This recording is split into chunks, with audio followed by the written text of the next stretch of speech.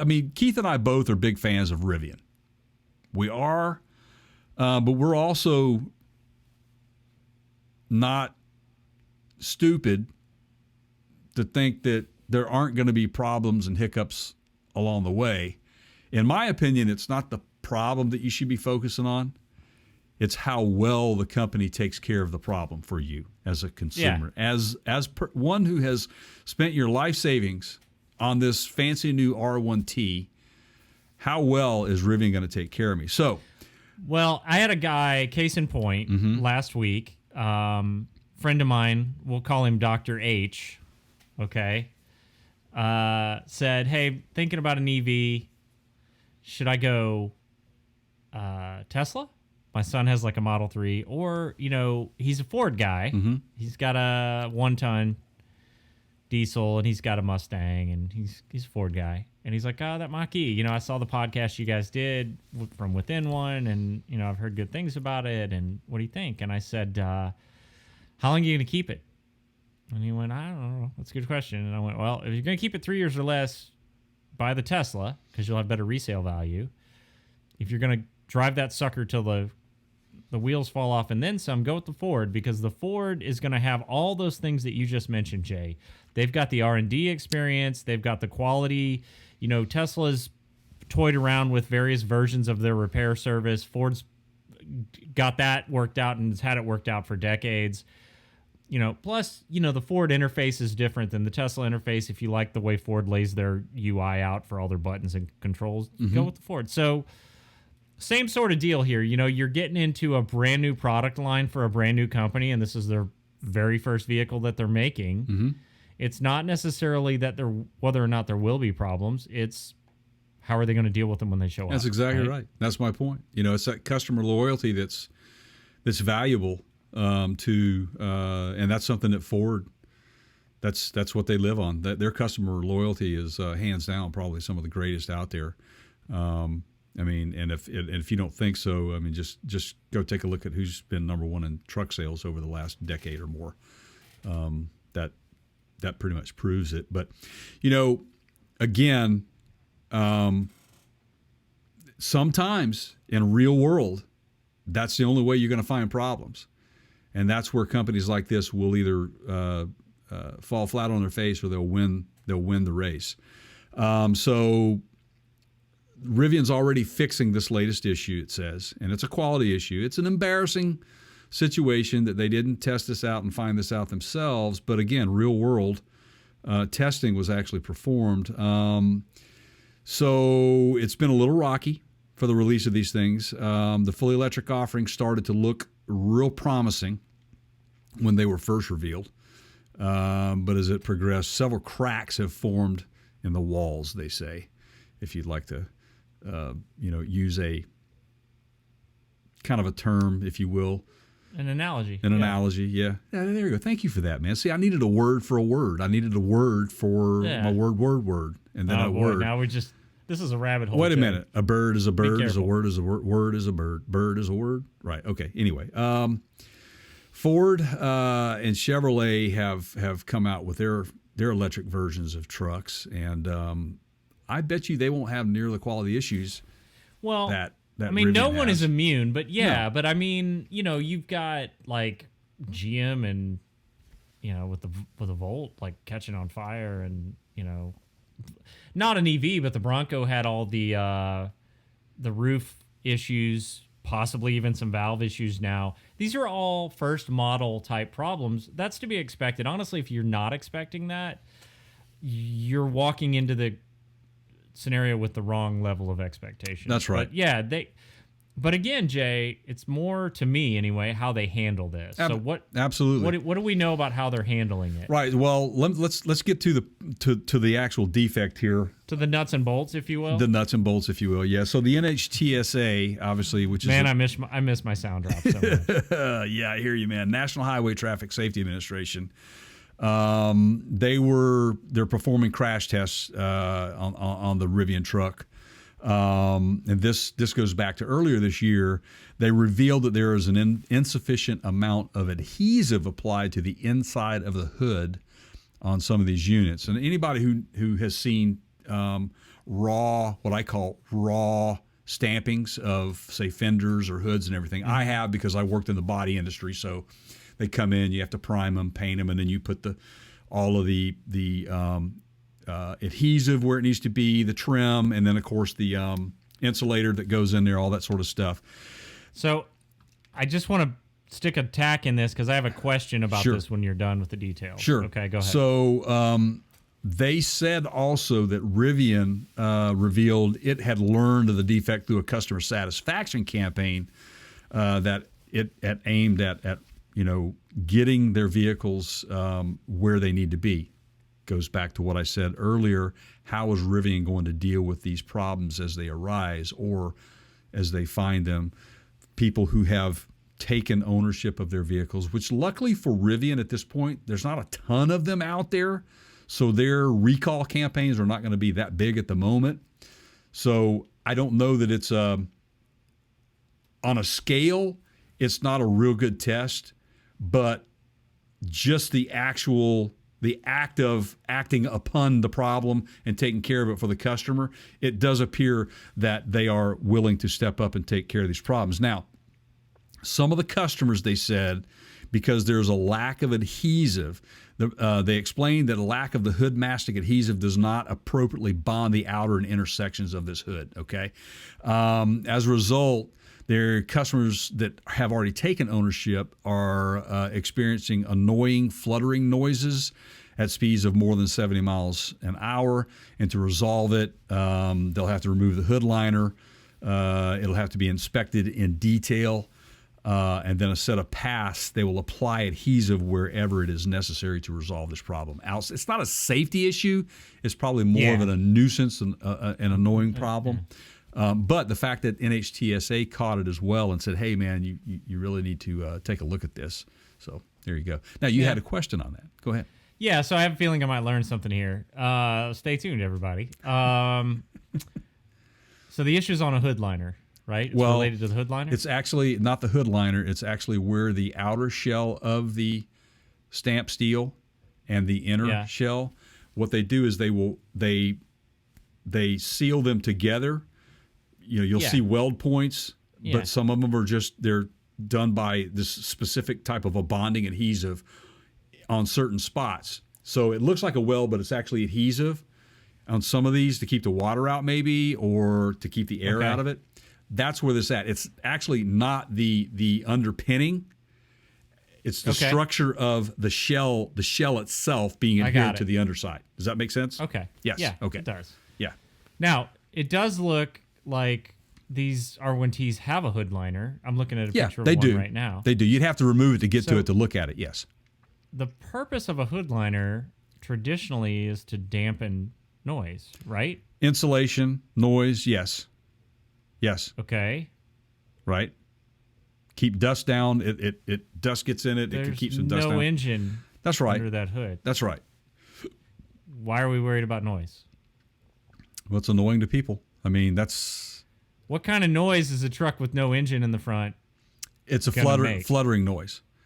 Well, that on the joint I got. Correct. But I guess I'm going off on a tangent here of why are we even putting hood liners on these electric trucks to begin with? Right. It's just a poor design of the hood. Period.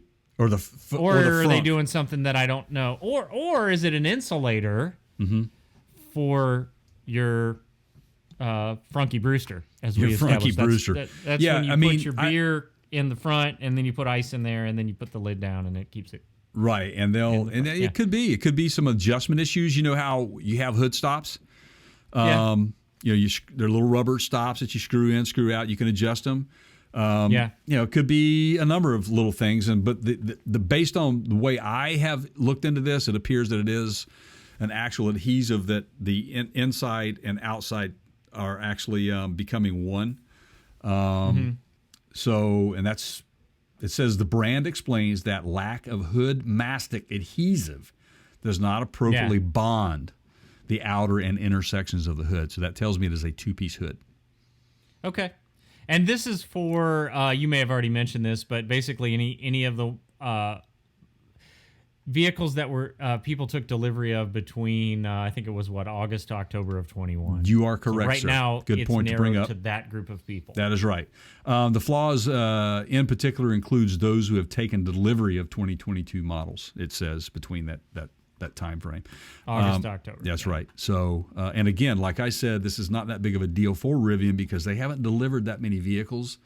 Even though they were first to the show, they still got a lot of product to push out based on. Well, I bet those guys reservations. at Lordstown are just laughing their tails off right now at Rivian, right? Yeah. I mean, Well, look here. here we are worrying about how we fix trucks that are already out, and Lordstown doesn't have to worry about any of that. Oh, right, because they don't have a truck out yet. Yeah. Speaking of trucks that nobody have yet, now, while Rivian was busy working on this hood problem, they kind of stepped back and said, hey, man, the high cost of this, the high cost of that, we're going to jack up the prices on reservation holders that haven't taken delivery on their vehicle yet. So this is why in the beginning of the podcast you were asking me if I had any sort of a pricing agreement. Yes. And I was thinking back to some of the Ford dealers pulling some similar things. This is okay in the way that Ford handled theirs and the way that Rivian is handling theirs. They're kind of different. Rivian was doing this at a corporate level at the top, right? The Ford discovered some dealerships trying to change prices at the dealer level. And they made this price announcement like right at the beginning of March that they were going to do a price increase. Yeah, is that right? That's right. Yep. $12,000+ increase to current reservation holders' price of their vehicle. And some of these reservations... Or you get a smaller battery. Correct. Yeah, it's crazy, man. Which is not... Neither one is okay, in my opinion. But some of these went... The reservation holders go back as far as 2018. He got a lot of flack over that. RJ Scaringe is he's very hands-on with his fans out there, his customers. He tweets a lot. I've said it before. I like this guy. I do like too. the way he runs his business. He's transparent. He's not going to run from problems. I think that this is one of those situations where he heard loud and clear, and he kind of he backed off on the price increase. Good for him, right? He basically apologized and said, hey, we're going to... Let's see. I'm looking at his note here. The letter? Yeah. Well, I can give you verbatim here. He says, cost of the components and materials. Right. As they work to update the pricing to reflect the cost of those material increases, they wrongly decided to make these changes apply to all future deliveries, is what they say. It's your fault for taking this long after you set the price to get them into production. And I'm not saying, you've got to give these things away at a loss. But that's not your loyal investor, people that are putting in pre-orders. That's not their fault either. Yeah, but you know what RJ says? What's he saying? This is what I like. And again, this is why we like this guy. I said I think that companies like this are going to be successful. If you want to gain my trust, you got to deal with me the right way. And he listened to his customers. He says in his letter, while this was the logic, and the logic that he's talking about is crunching the numbers on the high cost, the cost increases to them as a company, we got to pass this on. He says while that was the logic, it was wrong, and we broke your trust in Rivian. Wow. I love how he said it. He said... the most important aspect of what we are building is our relationship with all of you. Yeah. So this is not a guy looking for a short-term cash grab. As we demonstrated earlier this week. Yeah, go ahead. I was just going to say, he borrows my... we are definitely on the same page when it comes to that. You guys are cut from the same cloth? Absolutely, we are. As we demonstrated earlier this week, trust is hard to build and easy to break. In speaking with many of you over the last 2 days, I fully realize and acknowledge how upset many of you felt.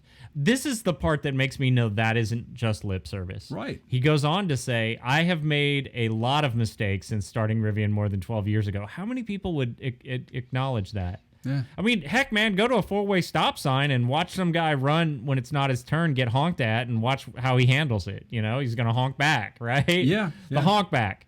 So you're not getting any honk backs from RJ. He's basically saying, no, he is saying, this one has been the most painful. He's talking about this mistake. Mm-hmm. I am truly sorry and committed to rebuilding your trust. That's about as well handled as one could expect. Yeah, absolutely. I would work for that guy.